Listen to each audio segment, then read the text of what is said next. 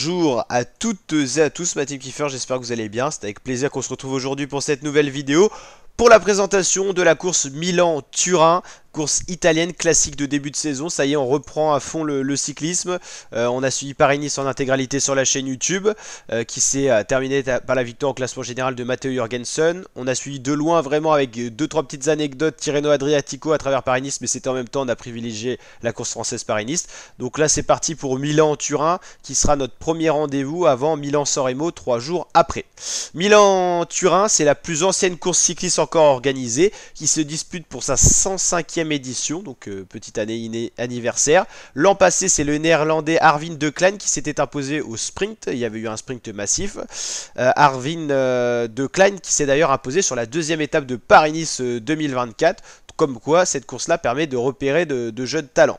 Long de 170 km, Milan-Turin partira comme l'an passé de la ville de Rho, en Italie, alors qu'à la ligne d'arrivée, cette fois-ci tracée dans la ville de Salassa. Parcours plat dans un premier temps, et puis les difficultés vont apparaître petit à petit sur le parcours à partir de la ville de Cossano Canavese. Les sprinters, s'ils veulent s'imposer, devront passer les dernières difficultés, les dernières bosses dans les premiers rangs, sans trop subir, s'ils veulent lever les plats dans la ville de Salassa. Les favoris de Milan-Turin 2024, et ben, il y aura bien sûr Arvid De Klein pour la Tudor Pro Cycling Team qui sera là pour défendre son titre. Il y aura également Mark Cavendish, le sprinter de l'île de Man qui a décidé de prolonger encore une saison.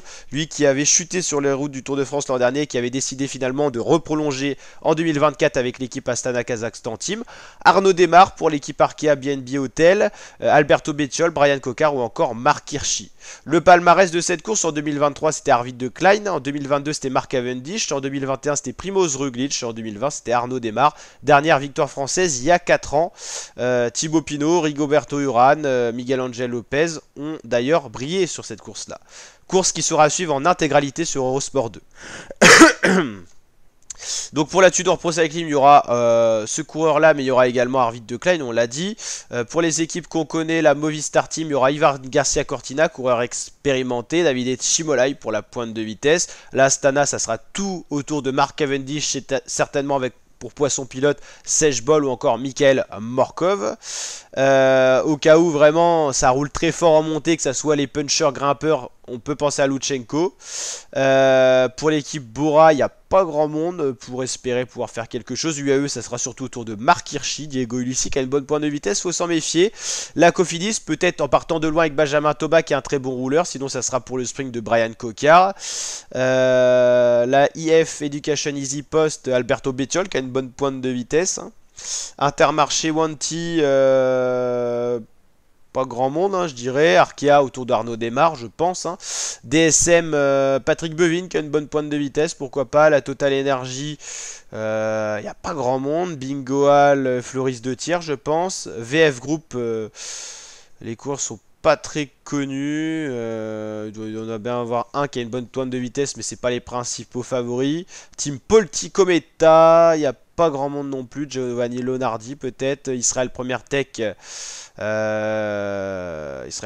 sont pas mis leur meilleure start list. Hein. Jack Stewart, je connais un petit peu. Nick Schulz, il y a une petite pointe de vitesse.